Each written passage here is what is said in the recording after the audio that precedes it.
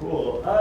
So I am Rob, and I'm going to be talking about some of the ways that we mess up and make mistakes when we're trying to talk to customers. When you get excited about a business, when you get excited about startups, there's an idea that comes from somewhere, right? It can come from a lot of different places. You can see a problem in the world, or just have a spark of insight. See a way to make a lot of money, or a way to have a positive impact on the world. All of these are totally valid ways to get started, get motivated. But then we have to build a business around it. A business is a great way to spread your idea. But the bad way to run a business is to take all of our time and all of our money and spend it all, and then find out if the business works. Because what if it doesn't? Now you're out of time and you're out of money. That's no good. It would be better if we could find out whether our business worked and then choose to spend our time and our money on it. Now, it's not totally possible, right? It still takes time and it takes work, and you're going to have to spend something. But we're trying to bring more of that learning forward. We would love to learn as much as we can about whether or not our business is going to succeed as soon as possible. And that means getting in contact with customers. It means talking to people and figuring out whether they're going to buy it before we finished building the business and before we finished building the product. And that's very scary, because I know you want your product to be perfect, right? You have this idea, you're so excited, and you're like, it must be beautiful, it must be amazing, it must be perfect before I can show it to anyone. But if you do that, all of that time that you spend making it perfect, you're just gambling that, You're investing it with no evidence. That's crazy. So how do we figure out if our business is going to work in advance? This is our question, and the reason it matters is because I think this is the shape of different businesses. You've got money, you've got time. If you need to quickly make money to pay your rent, then you might want to start a quick business, something like freelancing or consulting. You can pretty quickly start making money, but it flattens out over time. It only goes so far. Whereas if you build a product, whether it's a real-world product, like a perfume, or whether it's a digital product, like an app or a website, it can scale terrifically. You get something that works, the whole world can buy and use it, and that's amazing. These are the companies worth hundreds of millions, billions. They're huge, valuable companies. But the problem here is you're building something that doesn't exist yet. You have no idea whether people are going to want it and use it and pay for it. And while you develop this product, while you invent it, while you build it, you're not making money, you're losing money. And as time goes by, your team gets bigger, you start losing money faster and faster. And you're still not making revenue, right? This is terrifying. But if you figure it out, if you figure out you build one of something that people really want, it all changes. You can raise a ton of money from investors. You can scale, you can grow. So our question is, how do we make this smaller?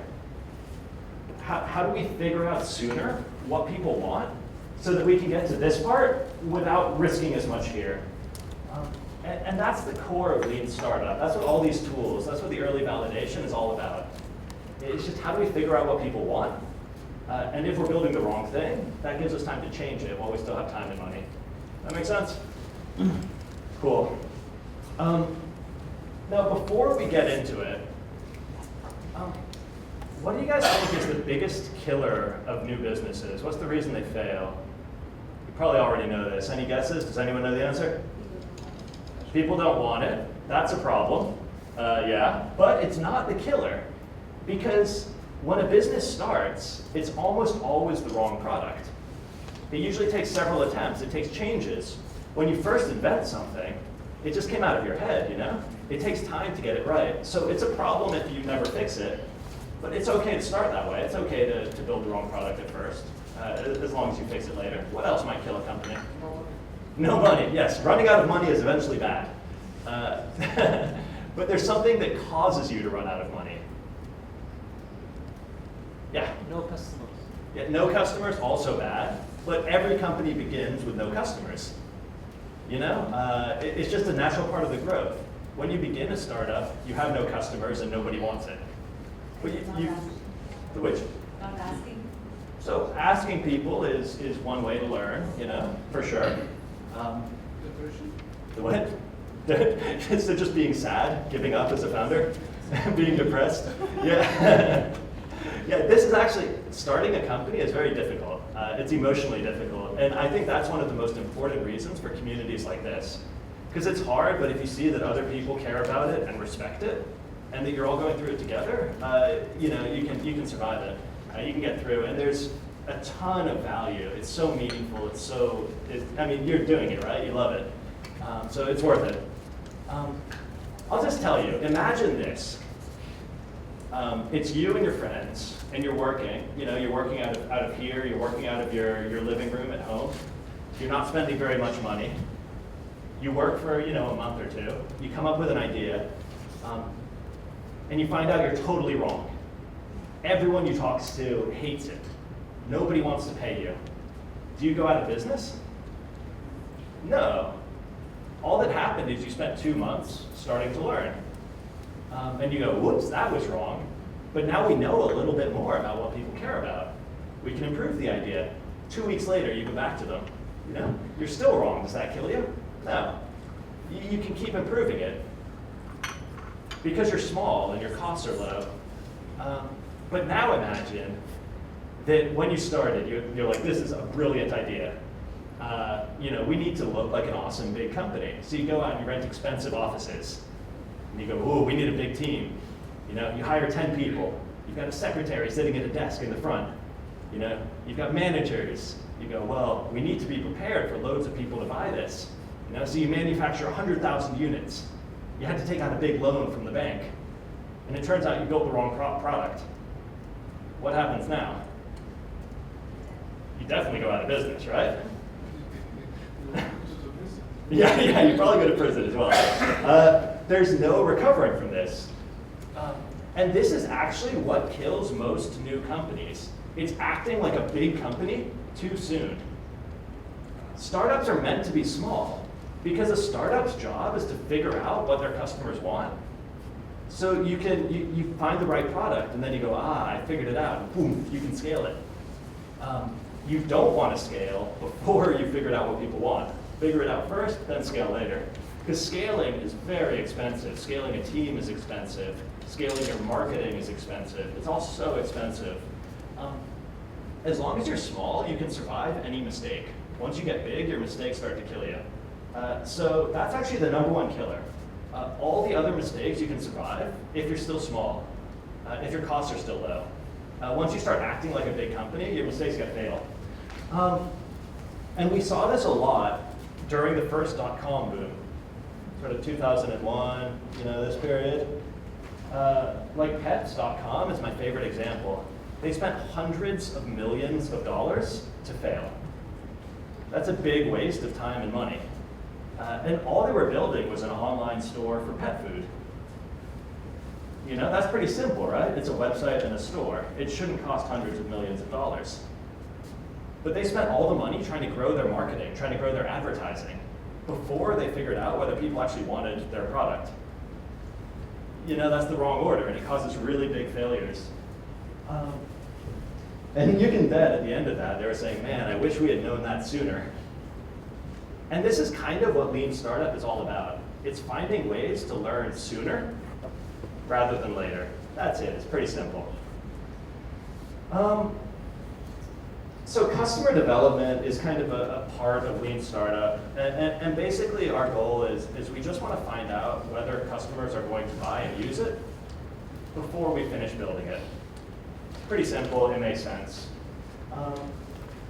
And one way to think about it is that we have a grand vision, but it's far away.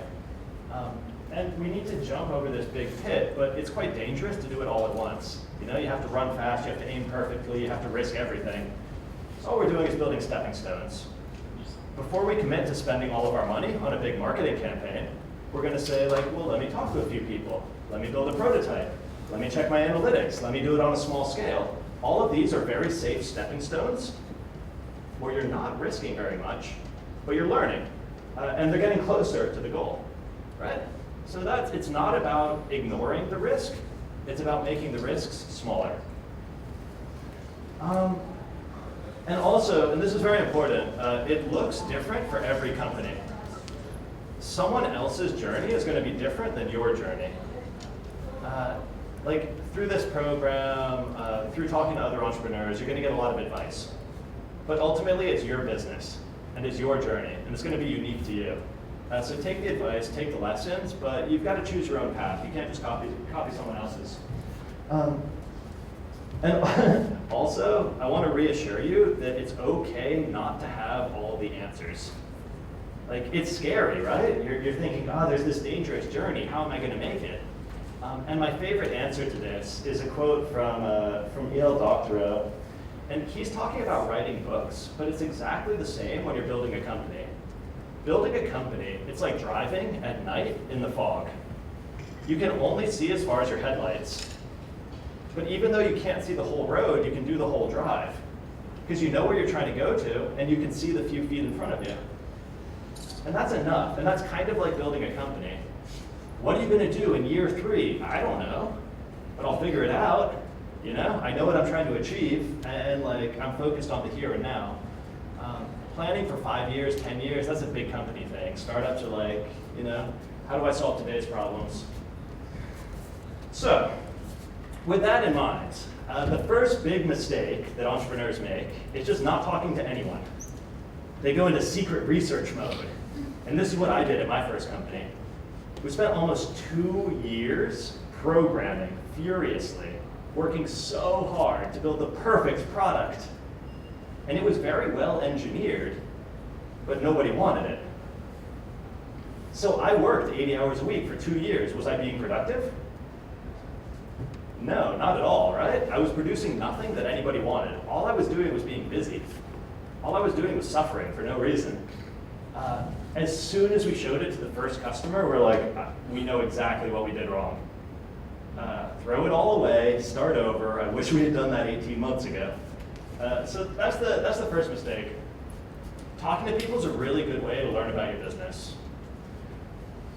But it's actually hard to do correctly. There's a lot of ways that conversations can go wrong. And the main one is that if I ask you about my idea, I go, hey, I've got an amazing idea. What do you think? You're going to give me your opinion. But your opinion doesn't necessarily mean that you're going to become a customer. It's just your opinion. And opinions are not good data. That's kind of the core of it. And I'm going to talk about this a fair bit. When we ask people what they think, we feel like we're being quite scientific. We feel like we're being rigorous. We feel like we're collecting data and feedback. But a lot of the time, we're just getting compliments. They say, oh, it's a really cool idea. I love it. Someone saying, I love your idea is very different than them becoming a customer, right? Compliments are free. Like money has value. A common pattern for this is what I think of as exposing your ego or your emotions. You go, oh, I had the most amazing idea. What do you think? No one wants to go, oh, it's stupid, I hate it. You know, because they don't want to see you cry in front of them. So they're going to go, oh, I love it, it's really cool. And then you go, yes, they loved it, and you go off and you spend 2 years building it, and then they don't buy it. You go, why did you lie to me? They're like, I just wanted to be polite. You know, you might say, this is my secret project. I quit my job for this. It's so important to me. Give me your honest feedback. Right? It's like, it's very hard for people to be honest here. And even if they do try, it's still just their opinion. Unless they're a customer, it doesn't really matter. And so this mistake is the second big one, and this is the most common once you start talking to people. And it's basically pitching your idea and asking for opinions instead of asking good questions. And now, good question, I'm going to spend a little bit of time and explain this because I think it's really important. You can imagine an example where someone wants feedback. And they say, you know, let's say that I have an idea for an iPad application. Like my mom loves to cook, my mom has a lot of cookbooks, and she has an iPad, and she loves her iPad. And so my idea is to put a cookbook on the iPad. And it could have videos and recipes and hook into the grocery store delivery. It could be amazing, right? You wouldn't have to flip the page when your hands are all greasy. It would be like awesome. And so I go to her and I go, Mom, I've got an amazing idea. It's a cookbook on your iPad, isn't it great? And she goes, oh, it's amazing, I love it. And I go, awesome, it's gonna cost 20 euros. You know, that's cheaper than a cookbook. And she goes, great, I love it. And so we go off and we build it, and then our mom doesn't buy it. And we go, Mom, why didn't you buy my app? And she goes, I already know how to cook. I've got like 100 cookbooks. Why would I need another one? You're like, you said you loved it. And she's like, well, it's very clever. Right? And so she said she loved it, but that's different than saying she's a customer. Right? And what was our mistake here? We made mistake number 2. We pitched our idea, and so we got compliments and opinions instead of getting data. So how do we get real data? All we have to do is not mention our idea, at least at first. We want to ask questions about our customers' lives rather than asking them opinions about our idea. Just leave your idea out of it. So imagine that same conversation. I go, Mom, you know, how's your new iPad? She goes, oh, I love it. I use it every day. And I go, which apps do you use? She goes, oh, I play Angry Birds, Sudoku, I read the newspaper. I go, oh, do you use any paid apps? She goes, oh, no, I would never buy an app. There's so many free ones. Why would I ever pay for one? I go, okay, that's very interesting. And I go, I want to find out about my marketing plan, right? So I go, well, how do you decide which apps to download? And she goes, oh, in the newspaper, there's an app of the week. You know, I just downloaded it. They're really good. You should try it. And I go, okay, interesting. I hadn't thought about newspaper as a marketing channel. But for the customers I'm thinking about, that's how she's getting her information. I've learned something else about my business. And I go, well, do you ever search on the App Store? She goes, you can search on the App Store? I'm like, oh, okay. You know, this has really influenced my marketing plan now in just a couple of questions. You know, I might say, hey, completely weird question. I know this is out of the blue, but when's the last time you bought a new cookbook? She goes, well, I haven't bought a cookbook in 10 years. Why would I need a cookbook? And I'm like, you must have bought a cookbook. She goes, well, I bought one as a gift, you know, for my friend. She was starting a new diet, and she wanted to know how to cook healthy vegetarian food.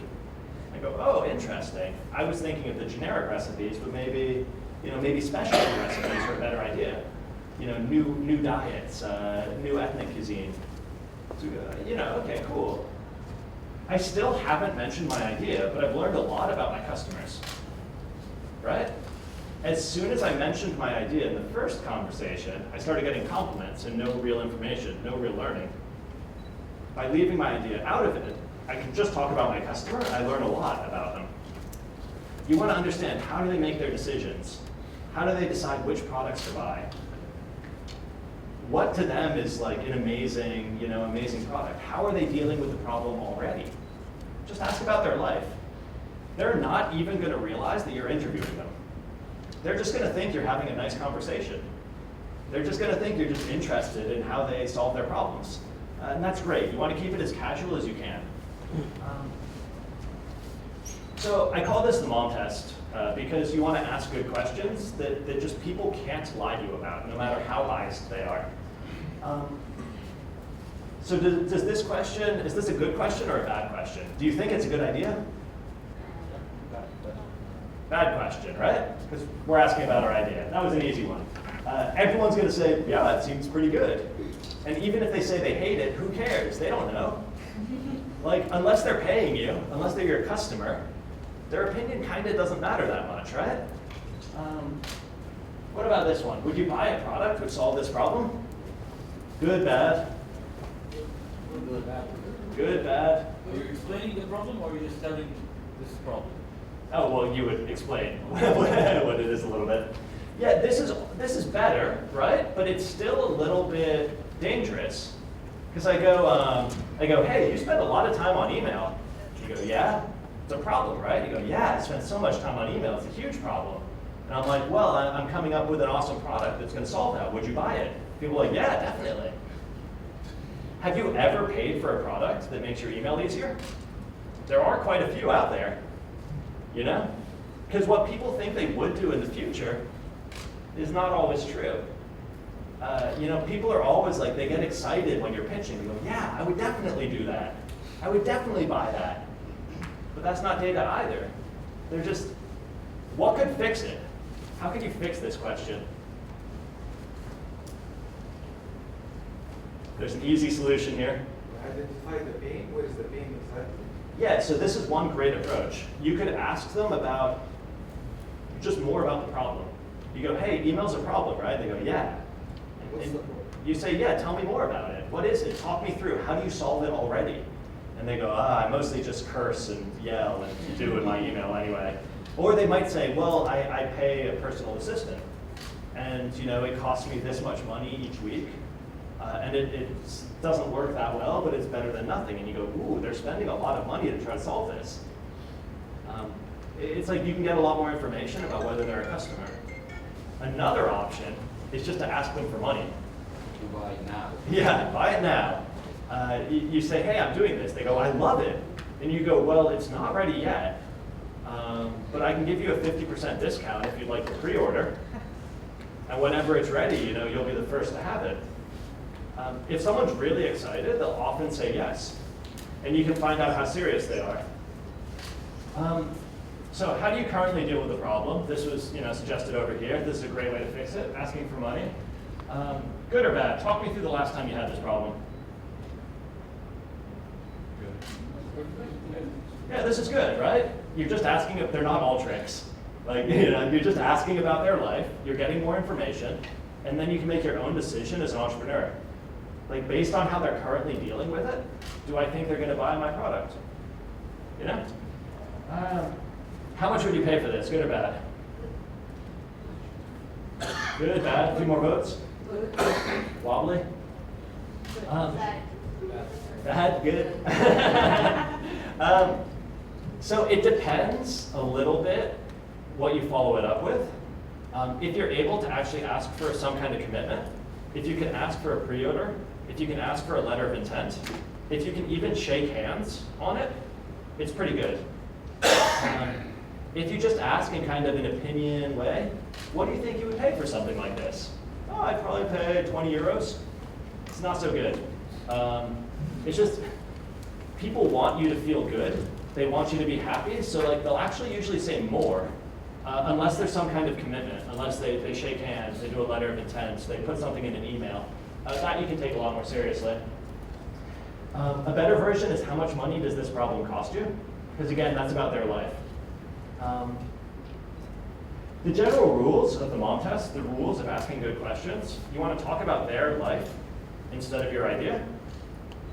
You want to ask about specifics in the past and not about opinions in the future. And you want to talk as little as possible, you know? There's a great way you can actually figure out who the best salesperson is without actually listening to anything they say. All you have to do is measure how much they talk versus how much the customer's talking. The salesperson who talks the most is the worst, and they're going to have the worst performance, almost always. You know, because they're not learning anything. They're not figuring out who their customer is and what their customer cares about. So it's just, if you find yourself, you've been talking for 10 minutes, you're probably messing up the meeting. You know, so it's like, go back to learning until you really understand them. There's a lot of stuff you don't need to learn about your customers. You don't need fancy business cards. You don't need a formal meeting. You don't need tons of time. All of that is nice to have, but you don't need it. All you need is to talk to people about their life. You can do this very casually, right? One of the entrepreneurs here is starting a perfume business. It's great, you know? There's a load of people in this room and at this event who buy perfume. Every one of those could be a customer conversation. When you're out getting a coffee, you can say to the person next to you, hey, funny question, I know. It's a bit weird, but how do you decide which perfumes to buy? Talk me through the last time you bought perfume. They kind of know what you're up to, But since you're asking for facts about their life, specifics in the past, you still get the truth. You go, oh, that's really interesting, thank you. You know? You don't need to sell to them, you can if you want, you're just trying to learn. So you can include the learning very casually every time you're in contact with a customer. You're selling to businesses, you go to an industry event, there's loads of potential customers there. Instead of saying, hey, can I tell you about my startup? We're trying to revolutionize the industry. And they go, oh, another sales pitch. You go, hey, bit of a weird question. How do you deal with supply chain management? They're going to go, oh, you know, it's really interesting. I spend a lot of time on this. And they're going to tell you all about it. They might turn out to be a good fit for you. Or if not, you've at least learned something. That was still useful, right? So you got to know what you want to learn, and then you ask about their life. It's pretty simple. It's pretty casual. Now, sometimes entrepreneurs say, like, this sounds great, but I don't know where to talk to customers. I don't know where to find them. This is a big warning sign. If you can't find any customers to talk to, how are you going to find customers to sell to? Right? If you're scared of them now, you're still going to be scared of them when you have a product. It's like you got to get over that. You've either got to choose different customers who you do have access to, or you've got to start working now to build your network. A great way to do this is to start blogging for your industry. Because when you blog in your industry, you start to become an expert. People start to know you, you know? That begins your network. So force yourself to do it. The other big type of bad questions is kind of just not taking no for an answer. You go, hey, I've got this idea. And people go, probably not for me. And you go, no, you don't get it. My idea is awesome, and I'm going to keep talking until you say it is. Like, okay, so they said it's a good idea. So what? Has your business improved?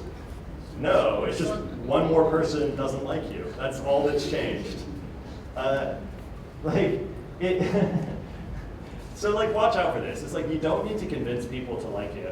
At least not at the beginning. At the beginning, you're trying to understand them and figure out what they do care about so you can build the right product for them. If you're annoying enough, anybody will say they love your idea. It's like, so just try to keep it as casual as you can. Just like ask questions about their life, and that's where you get the real learning.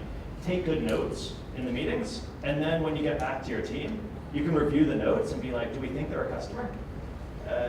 You know, and it's like you'll find it's pretty easy and pretty quick to do.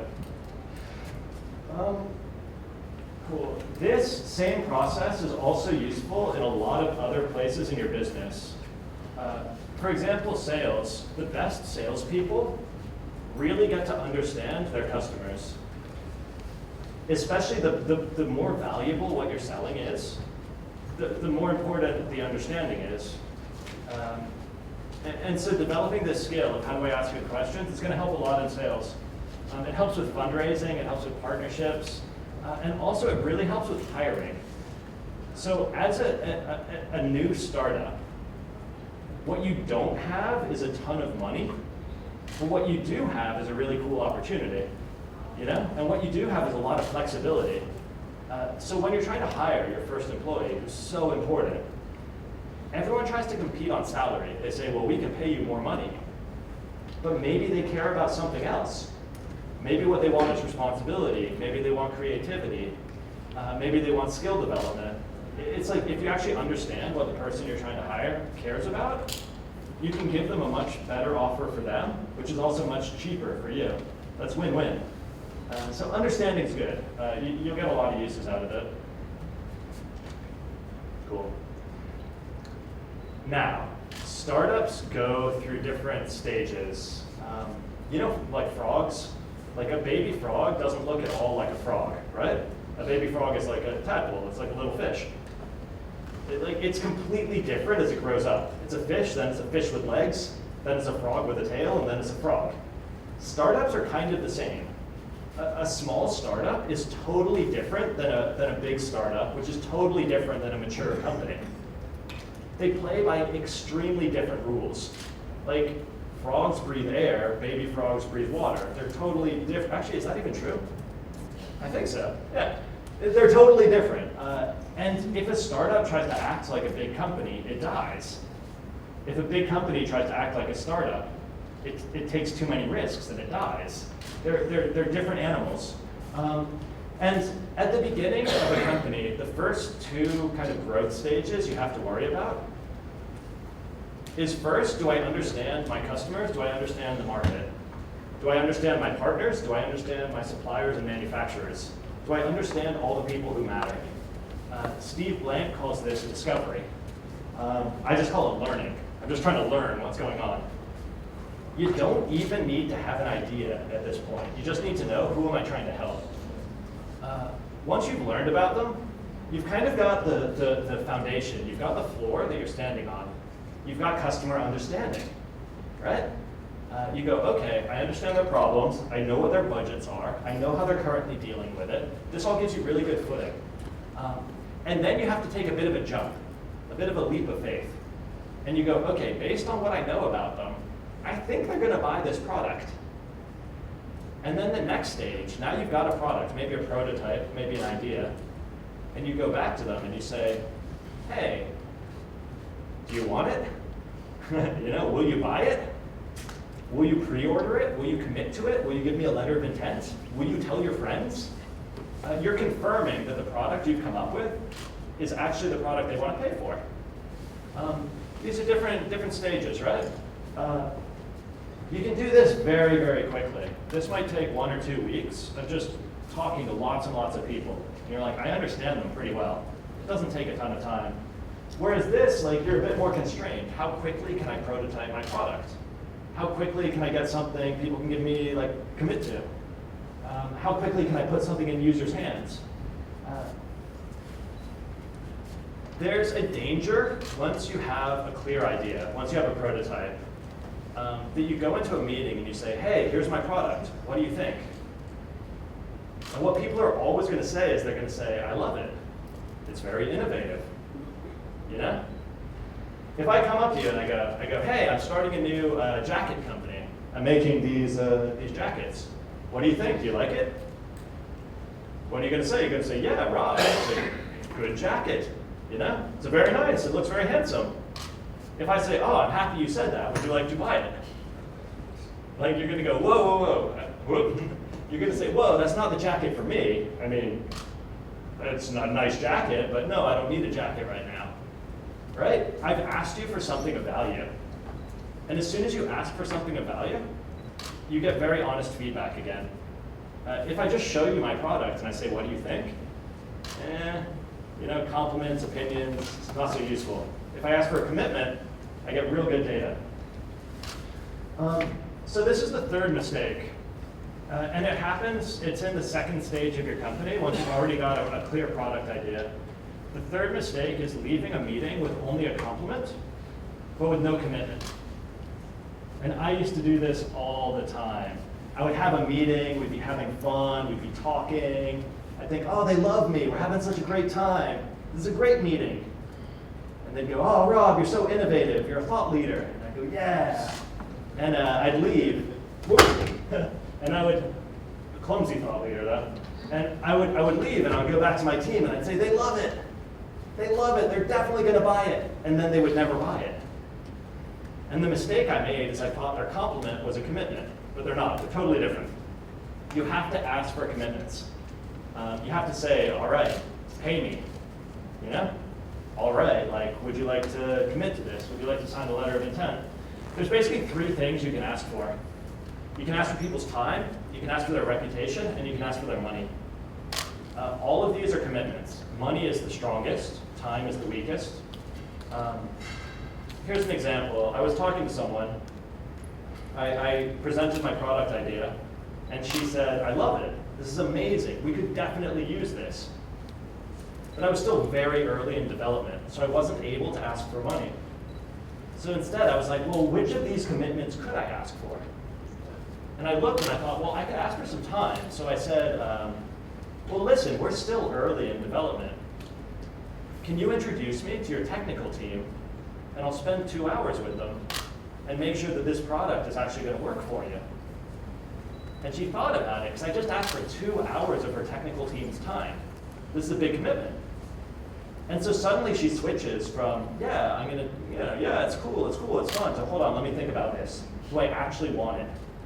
And now she's thinking like a customer, because I've asked her for a real commitment. And she said, you know what, yes, this is important to us, when can you come in? I was like, okay, that's definitely a customer, right? She really cares, she's willing to give me something of value. Reputation, the easiest reputation commitment is an introduction. If you're talking to someone at a business and they're willing to introduce you to their boss, they take you very seriously, right? If they're willing to introduce you to their colleagues, they take you seriously. If you say, hey, could you introduce me to your boss or your lawyers? And they go, well, let's wait a little bit, right? That tells you a lot. It's still, like, maybe you come back to them later. They might be a customer eventually, but they're not going to be your first customer. So it's like the commitments give us a ton of information. Money is the obvious one. Oh, another piece of reputation you can ask for is you ask people to be in a public case study. So you say, hey, we're not ready yet, but when we launch, I would love to feature you as our first case study. You know, would you like to get early access? We'll write this up about you and we'll publish it. And they kind of know, ooh, that's my reputation, it's going to take time. So again, it's a commitment. Once you can ask for money, great, that's obviously the best. And this is the way that customer learning turns into sales. Because once you have a product, you start asking people to commit to it. You say, hey, give me some time, give me some reputation, give me some money. Oh wait, I just made my first sale. And it very naturally transitions. And then once you find that people are quite predictable in the way they give you money, you understand them quite well, it happens in a similar way each time. At that point, you're able to hire a marketing agency and you say, I know what works, do this. Or you're able to hire a salesperson and say, I know what works, do this. But you have to figure it out. It's your job as a founder to figure it out the first time. You have to figure out what the product is, and you have to figure out how to sell it. You cannot outsource that. You got to do it yourself, because you're the only one who can learn and bring that learning back into the business. Once you've learned it, that's when you hire other people. You tell them what to do, and the business starts to grow. So that's kind of the basics, and that's what I wrote about in the book with a few more details and practicalities and all of that. But to summarize, the three big mistakes, the first and biggest is not talking to anyone. The second is asking bad questions. And the third is getting compliments instead of commitments. Right, make sense? And the ways you fix it, the way you have better meetings, don't pitch at the very beginning. Ask about their life and pitch later. Sometimes this is hard. If you're in a very formal meeting, if you've called someone up and you said, hey, can I present my startup to you? It's kind of a pitch already, and it's very difficult to learn in that situation. So, fine, pitch. But if you're trying to learn, keep it as casual as you can and ask them good questions about their life. If you're talking about the product, always try to ask for a commitment, even a small one. Even an introduction is the smallest you can ask for, but ask for something at the end of the meeting, just to find out how serious they are. You're not trying to force them, so you have to give me an introduction right now. It's just like, hey, I would love to talk to your colleagues. Would you mind introducing me? And if they're really excited, it tells you a lot. And the fourth one is, this is maybe just my style, but I like to keep everything pretty casual and pretty easygoing. One of the most precious resources that you have as an entrepreneur is your own time and your own attention. There's only so many hours in the day, and we're all busy. And we're doing too much, and there's always a million things to pay attention to. And if you take a meeting with someone, and it doesn't take an hour to have a meeting, it takes 4 hours, because you have to set up the calendar time, and you have to email back and forth. You have to prepare for the meeting, you have to check them on LinkedIn, you do your travel over there, you sit in the meeting, they make you wait for half an hour, you travel back, you do your follow-ups. You just lost half a day. Now, that's totally worth it if it's an important meeting, right? But that's very expensive if this is the only way you can learn about your customers. So maybe there's an easier way to do it. Maybe there's something more casual. Like, one of the tricks that I like is on my website, anytime anyone signs up, I just send them a quick personal email.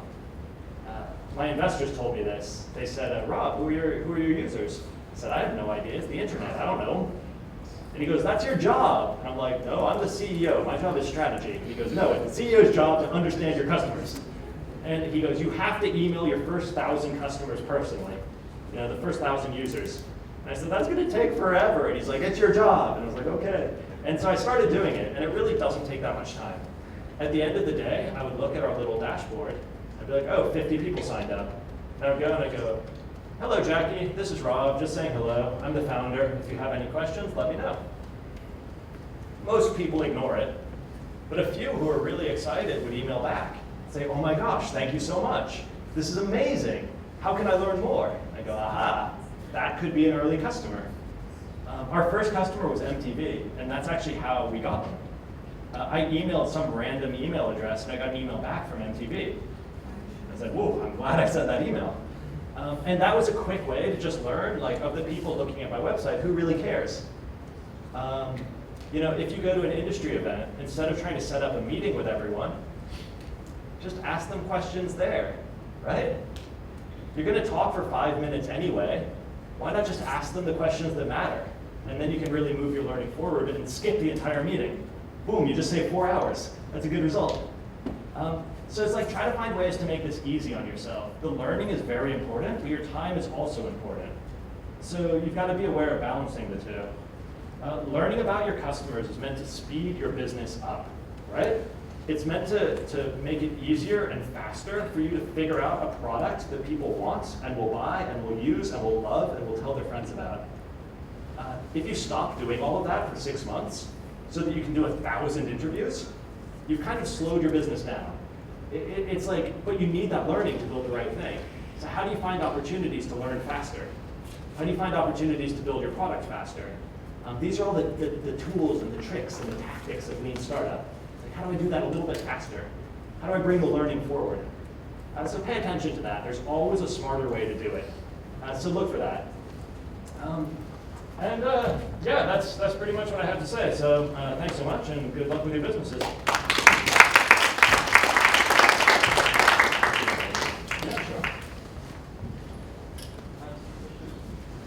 Yeah, there's. I think we've got a little bit of time for questions. So there's we've got 15 minutes. I have a question regarding the commitment. Whenever I meet a customer, start talking like what you said in the beginning, finding the pain they have. Maybe sometimes they're not getting the pain, but trying to find them that you have pain to write that one. He said yes, I have pain. So then we reached to the point that I have project. I mean, I haven't made any project at the moment, but I told him that I do have a project. And if that product is available in the market, you're willing to buy it? They said yes. Really, if there, I will buy it. How much you are going to pay for that? This is a question which is all the time I'm thinking about the price of the project and how much value can add in that project, so I can get it with the price. He said, if this mobile phone is costing 3,000 riyal, why not I will spend 1,500 on that phone, because it will be with me all the time. So sometimes we find this type of feedback, but I can't get any written comment from them. Just only talk. They said yes, they're willing to buy. So there's the ways also this trust between me and customer. Yeah. So there's sort of two questions in here. One is about pricing. How do you figure out pricing? And then the other is, what if they aren't willing to make a very strong commitment? What if someone says, yes, we're serious, but I don't want to sign anything? It's a little bit hard, and my view on this is that information is always a little bit uncertain. Like, you're never going to get perfectly reliable data. Perfect data is a myth. It doesn't exist. Data is always a bit wobbly, a bit uncertain. But when you talk to someone, if they go, I love it, it's completely wobbly. There's nothing solid there. If someone says, seriously, this is important to us and we want it, and they shake your hand, or they write in an email, they're like, we want, this is important, we're serious. Like, it's sort of your decision as an entrepreneur to be like, how likely are they? Are they actually serious? Because you can't force them. You're just trying to learn, because if you decide like, no, they're just talking, then you can spend your time somewhere else with other customers that are more valuable. But it's up to you. And even the most concrete, certain deals still fall through sometimes. So that you know something very important, that emailing, after I get commitment that they're going to buy, for example, I said, how can I send you emails regarding the idea? And just said, I'm happy to buy if this one's available in the market, for example. You know? It's data. It's not a guarantee. Like, all data helps if it's good data, but it's not a guarantee. Nothing's a guarantee.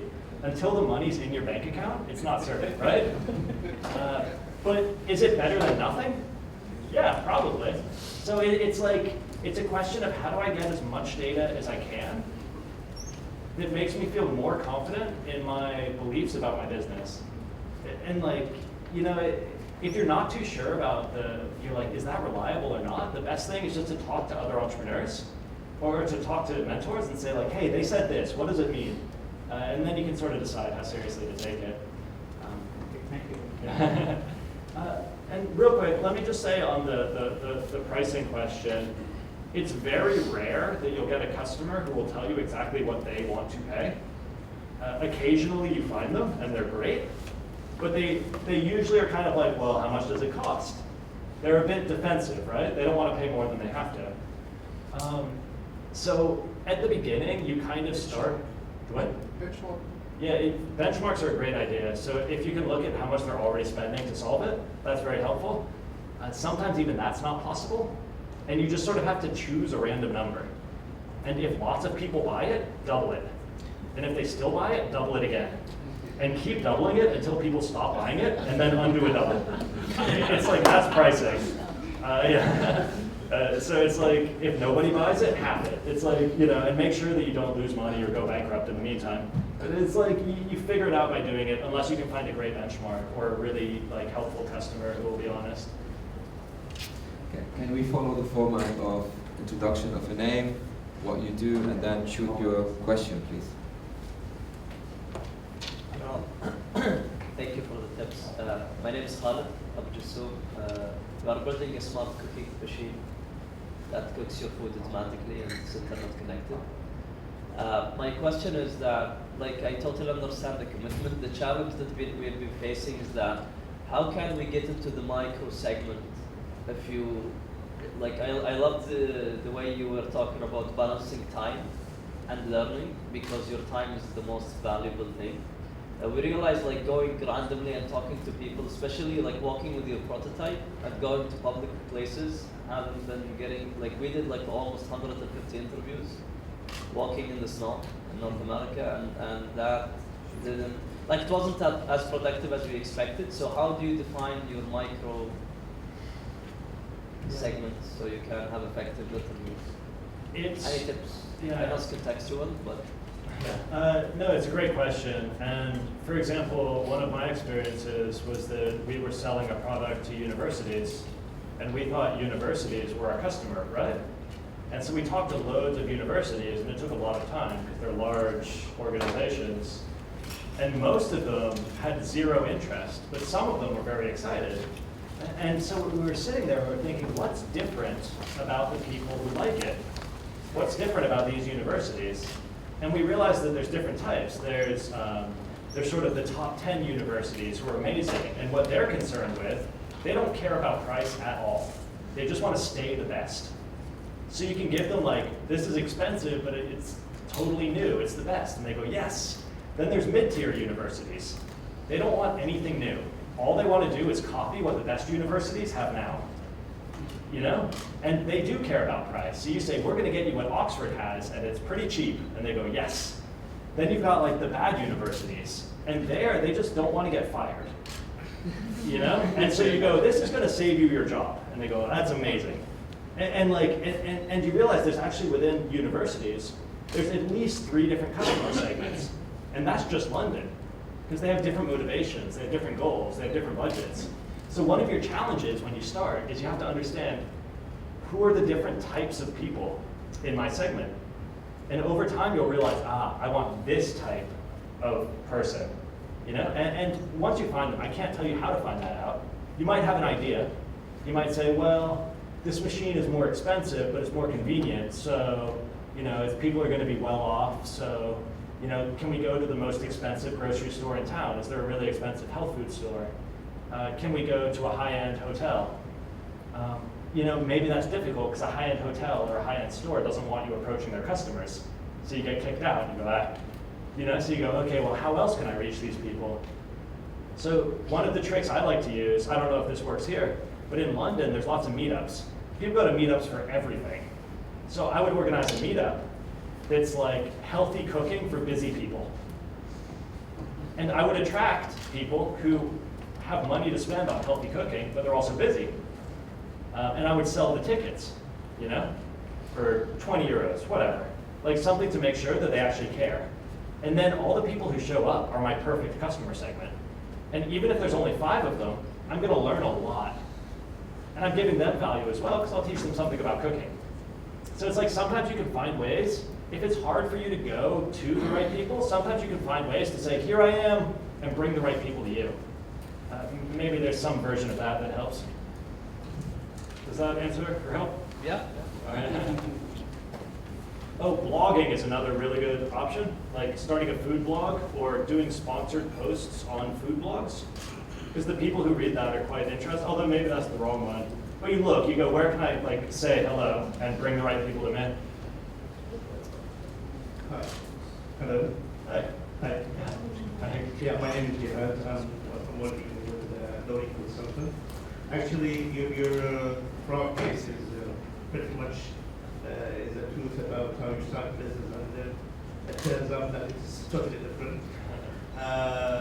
What happened is, I just want that most of the customers who are starting, and then they start on finding that they are hitting and clashing over the walls because they actually don't know where they are going. And unfortunately, most of them, they stop fighting, and then they consider that their both project or business are falling down. But in fact, it's not. It's actually, it's the project that it's driving them to where it should be in their final stage. My question is that as we are going on developing these projects, what is the main determination? I mean, what is the main object for determining the final goal? Is it only the money? I mean, of course, but is there something else? I mean, say, it's just a question crossed my mind when you were talking about the car. Right. Thank you. It's a fantastic presentation. Thank you. Thank you. Yeah, so like, what's the purpose of doing this? Is kind of the question as I understand it. Like, startups are really hard, so why bother?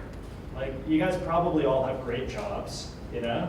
It's like, yeah, you've got a good thing going. So it's like, why sort of put it on the line? Why try this crazy thing and spend all your nights and your weekends working on it? And I think it's like, when I talk to founders, I think there's 3 big motivations. One is just doing something big, you know? Whether it's big money or big social impact, what they want is to have like, to put a dent in the world, you know? It's like, if this business works, we're gonna reach 1 billion people. If this business works, we're gonna, you know, change lives, make money. It's just big, it's gonna be big. You know, we're gonna be on the magazine covers, they'll make movies about us. That's definitely one motivation. And entrepreneurship is one of the like ways that you can most put your mark on the world, you know, at least in the current world. Another motivation, very different, is what you might think of as reliability, but on your own terms. So you say, I like the security of having a job, but I hate having a boss. You know, how do I make a reliable income? How do I build a wealth stream for myself? How do I keep my family secure, but on my own terms? This is the reliability drive. You know, and this is actually kind of where I'm at now. My first company, when I was younger, I was like, it's gotta be big. If the number doesn't end with billion, I don't care about it. You know, all I cared about was big, big, big. Whereas now I'm like, oh, actually it's nice to like be able to pay rent, you know? It's nice to be able to buy food. And so I'm like, well, reliability is important. And I'm looking and I'm like, how do I generate wealth and like have a, you know, good career while, you know, being my own boss? So that's another drive. A third drive is what you might call freedom. And in this case, I think this applies more to like younger entrepreneurs. But when you're running a business, if it's a certain type of business, you can travel all over the world. You can run it from anywhere. You can be very flexible with your time. Not every business. If you open a restaurant, you are not flexible with your time, right? You got to open every day. You got to be there early. You're not flexible with your location. But like other types of businesses, yeah, you can be very flexible, and it's a tremendous amount of freedom. And you can actually build a business that optimizes that. So I think all three of those are like very core human needs. And like different founders are pulled by a different one. Thank you.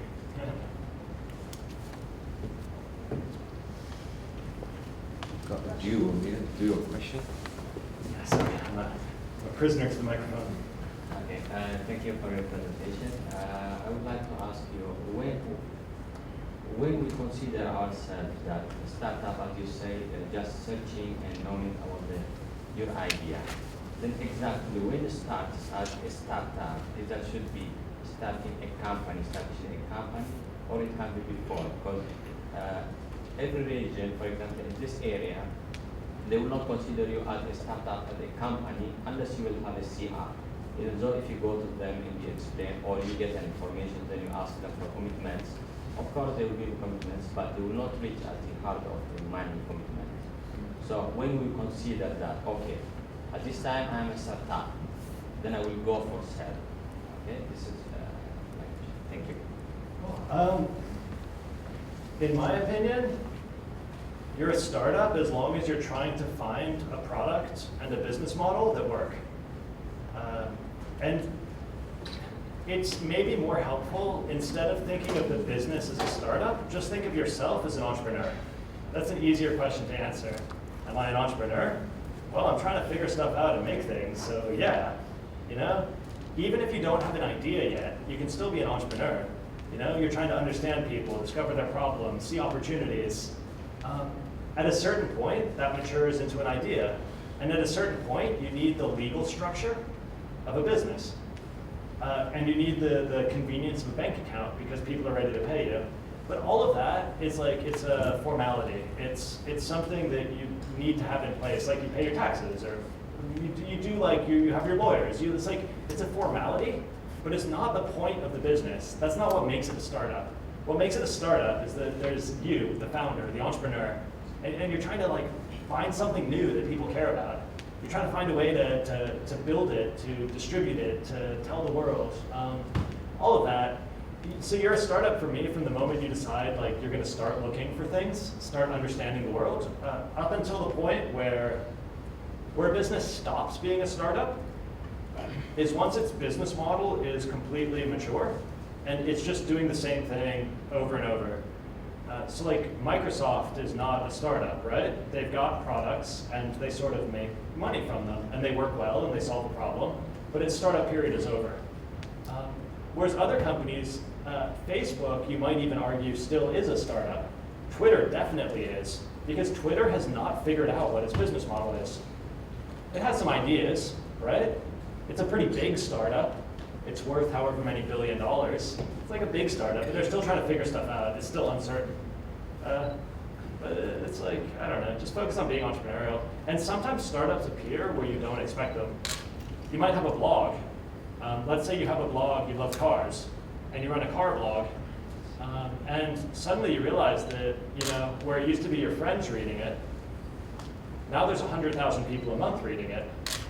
And you start getting contacted by car companies, and they're saying, hey, can you do a featured post on the new, you know, the new Lamborghini? You know, we'll give you 20 grand. And you go, whoa, all right. And then like, you're now making money. At what point did it become a startup? And then you decide to run your own car convention. And then you start releasing your own products like t-shirts. And like, there's a smooth spectrum from hobby to startup. So for me, the startup is the mindset. It's the act of discovery. It's trying to build something. And then the rest is just, it's legal stuff. Right, shall we wrap up with the last question? And before we do so, at the exit, we have the mock test book. It's going to be distributed for you, so please make sure that on your way out And you have Rob here, so he can sign it off for you.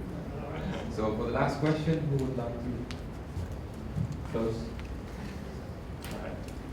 Hello, my name is Yana. So you are trying to provide a service that is quite, that the market is not very familiar with.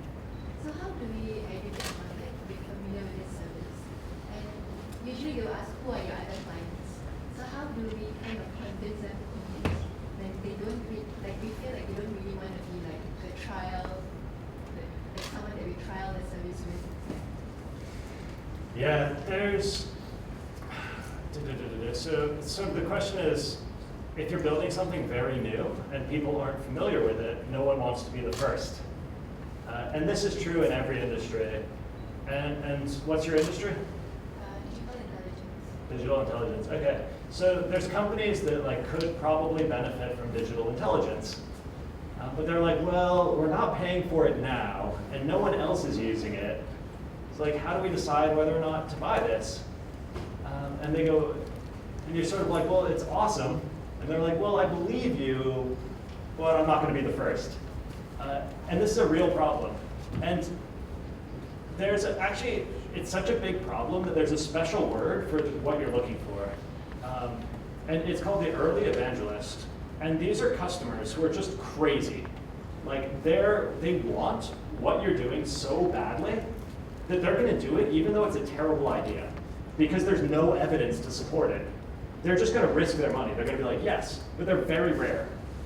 1 in 100, 1 in 1,000.